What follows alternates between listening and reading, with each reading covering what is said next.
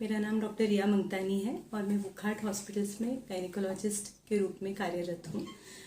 आज मैं आपको एक बहुत ही कम चर्चित विषय के बारे में बताना चाहती हूँ। इसे हम हमारी मेडिकल लैंग्वेज में यूरिनरी इनकॉन्टिनेंस या फिर पोस्ट मेनोपॉजल सिंड्रोम के नाम से जानते हैं। यूजुअली हमारे सोसाइटी में जो महिलाएं होती हैं वो अपने स्वास्थ्य के ओर सबसे कम अवेयर होती हैं और वो अपने स्वास्थ्य को लास्ट प्रेफरेंस या लास्ट प्रायोरिटी देती हैं। यूजुअली ये हमारे सोसाइटी की मान्यता है कि 40 वर्ष आयु के ऊपर जब महिला का एज हो जाता है तो कुछ समस्याएं फिजियोलॉजिकली या नैसर्गिक तरीके से उनको होनी शुरू होती है। इन समस्याओं में कुछ समस्याएं ऐसी होती है जो कभी डिस्कस ही नहीं करती किसी से, कभी कभी एम्बैरेसमेंट के कारण या कभी कभी सिर्फ वो उस चीज को नैसर्गिक मान लेती हैं, इसलिए वो उसको ये प्रॉब्लम हो सकता है इस रूप में वो देखती ही नहीं है और वो उन चीजों के बारे में डिस्कस ही नहीं करती, ना अपने घर वालों से ना कभी अपने डॉक्टर से। यूजुअली इन महिलाओं में यूरिन लीक होना, जैसे अगर बहुत तेजी से यूरिन आई हो तो कंट्रोल न कर पाना, बाथरूम तक पहुंचने के पहले ही यूरिनरी लीकेज हो जाना, या जोर से हंसी आ जाए, खांसी आ जाए तो थोड़ी सी यूरिन लीक हो जाना, ये सिम्टम्स होने लगते हैं। जैसे जैसे एज बढ़ती है, ईस्ट्रोजन की कमी होने लगती है शरीर में, मीनोपॉज की तरफ वो महिला बढ़ने लगती है या रजोनिवृत्ति की तरफ बढ़ने लगती है, वैसे वैसे नीचे के स्नायु ढीले पड़ने लग जाते हैं और सेक्सुअल डिससैटिस्फैक्शन का प्रमाण जो है, चांस जो है वो बढ़ जाता है। इसके साथ साथ इनकॉन्टिनेंस या पेशाब होल्ड न कर पाने का जो प्रॉब्लम है वो भी बढ़ने लगता है। वजाइना में या योनि मार्ग में ड्राइनेस होना, वजाइनल इरिटेशन होना, बार बार यूरिन इन्फेक्शन होना, इसकी समस्या भी इस आयु की महिलाओं में बढ़ने लगती है। मीनोपॉज अटेन होने के बाद या रजोनिवृत्ति प्राप्त होने के बाद ये समस्याएं और तेजी से बढ़ती है और बाकी चीजों के साथ भी एसोसिएट हो जाती है, जैसे vaginal itching, vaginal infections, urinary tract infections, recurrent urinary tract infections and leakage of urine. Usually इन चीजों के कारण यूरिन लीकेज के कारण कई महिलाएं अपना सेल्फ कॉन्फिडेंस खोने लगती हैं।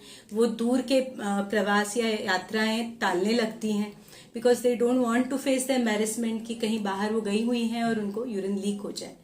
ये समस्याएं यूजुअली हमारे सोसाइटी की महिलाएं अपने डॉक्टर से डिस्कस नहीं करती, क्योंकि या तो वो इन्हें नैसर्गिक मान लेती हैं या फिर वो शर्माती हैं कि ये सब चीजें खुले तरीके से अपने डॉक्टर से डिस्कस कर पाएं या घर वालों से डिस्कस कर पाएं। पहले इन चीजों का यूजुअल हल होता था कि अगर नीचे के स्नायु ढीले पड़ गए हैं, यूरेथ्रा को सपोर्ट करने वाले योनि मार्ग के स्नायु अगर लूज पड़ गए हैं और उस कारण से लीकेज हो रहा है, तो इसका पहले एकमात्र उपाय रहता था सर्जरी। इधर टाइटनिंग किया जाता था या अगर बच्चादानी बाहर आ रही है तो बच्चादानी निकाल के पूरा रिपेयर किया जाता था उस एरिया को।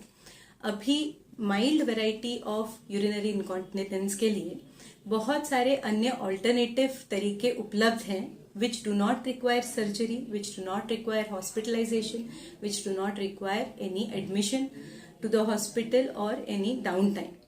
ये नॉन इन्वेजिव या मिनिमली इन्वेजिव तरीकों में ऑप्शंस में आते हैं।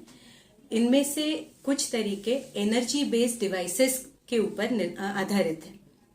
इन एनर्जी बेस्ड डिवाइसेस में लेजर्स हैं, रेडियो फ्रीक्वेंसी एनर्जी है और लेजर्स में भी कई तरीके के लेजर्स है, जैसे erbium YAG laser, CO2 laser, diode laser. Radio frequency energy में भी कई तरीके के रेडियो फ्रीक्वेंसी एनर्जीज है, जैसे monopolar RF, bipolar RF, pulsed electromagnetic force therapy. ये सारी जो एनर्जी सोर्सेस हैं, these are the current alternative options to treat stress urinary incontinence and urge incontinence in a woman. अब ये होता क्या है बेसिकली, ये थेरेपी होती क्या है? ये थेरेपी यूजुअली हम OPD बेसिस पे महिला को ऑफर करते हैं। इसमें कोई हॉस्पिटलाइजेशन रिक्वायर्ड नहीं रहता। OPD सेटअप में ही ये एनर्जी सोर्स को एक वजाइनल प्रोब या वैंड की तरह एक प्रोब रहता है जो अटैच रहता है, इसे वजाइना में इंसर्ट किया जाता है और रेडियो फ्रीक्वेंसी या लेजर एनर्जी सोर्स, जो भी एनर्जी सोर्स यूज हो रहा है, वो एक्टिवेट किया जाता है। जैसे ही एनर्जी सोर्स एक्टिवेट होता है, ये एनर्जी जो है वो डिलीवर होती है through out the vaginal length, यानी योनि मार्ग के पूरे लेंथ में ये एनर्जी डिलीवर होती है। ये एनर्जी हीट एनर्जी में कन्वर्ट होती है और वजाइनल एपिथेलियम या योनि मार्ग के लाइनिंग को ये स्टिमुलेट करती है।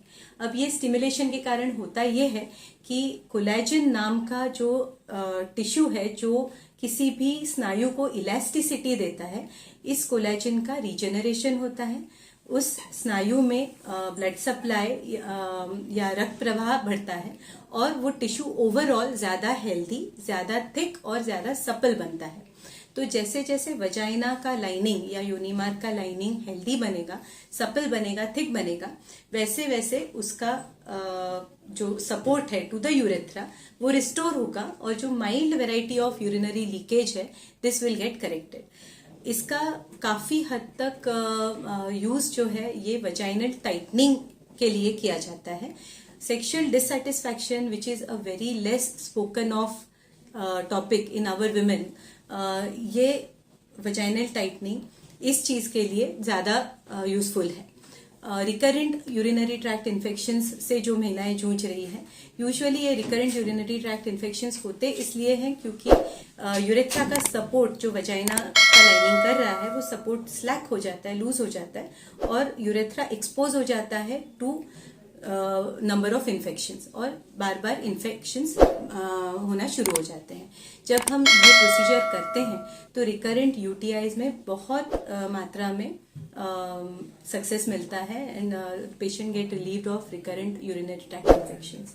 यूरिनरी इनकॉन्टिनेंस के महिलाओं में यूजुअली 3 सेटिंग्स हम रिकमेंड करते हैं 1 मंथ अपार्ट, यानी 1 महीने के अंतराल पे एक सेटिंग हम रेकमेंड करते हैं। इस मेथड का सबसे बड़ा एडवांटेज ये है कि इसमें कोई हॉस्पिटलाइजेशन रिक्वायर्ड नहीं है, इसलिए हॉस्पिटलाइजेशन का खर्चा which is the main problem with our Indian women, that is taken care of. Another thing, इसमें कोई कट नहीं आता, कोई एनेस्थीसिया नहीं दिया जाता, इसमें कोई स्टिचेस नहीं आते, इसलिए पेशेंट रिकवरी में कोई प्रॉब्लम रहता ही नहीं है। दूसरी चीज, जब हम पहले के एरा में हम सर्जरीज करते थे तो सर्जरी के तुरंत बाद the couple could not resume intercourse, वो तुरंत संभोग रखना शुरू नहीं कर पाते थे because there used to be a down time for the healing of the stitches. अभी इस मेथड में there is practically no down time और सेम नाइट से the couple can resume intercourse. तो ये 3 इसके सबसे महत्वपूर्ण एडवांटेजेस है which have an edge over any other surgical technique और any other method of treatment for these women. दूसरा, ये एनर्जी सोर्सेस अभी इंडिया में प्रचलित हुए हैं, अराउंड 10-12 ईयर्स बैक ही ये इंडिया में आए हैं। इनफैक्ट वर्ल्ड में ही ये थेरेपी मोडालिटी आके it's not more than 20 years. So फिलहाल हमारे पास बहुत लॉन्ग टर्म स्टडीज या उसके एविडेंसेस नहीं है, बट अभी तक इंडियन पॉपुलेशन पे जो स्टडीज हुए हैं उनमें लगभग 80% सक्सेस रेट देखी गई है, हालांकि और स्टडीज होना बाकी है। तीसरी बात, इस जो थेरेपी का ये जो थेरेपी की मोडालिटी है इसमें कोई भी कॉम्प्लिकेशंस नहीं है, कोई भी हानि नहीं होती किसी भी अन्य अवयव को और it is completely safe for the patient. So this is the current technology that is being used in India, and in Nagpur it has been used since last 4 or 5 years.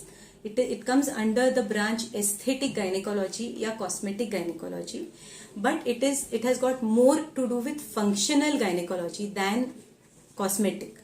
So functional aspect of gynecology की तरफ ये ज़्यादा काम करता है rather than cosmesis. Cosmesis of course is a big part of the procedure.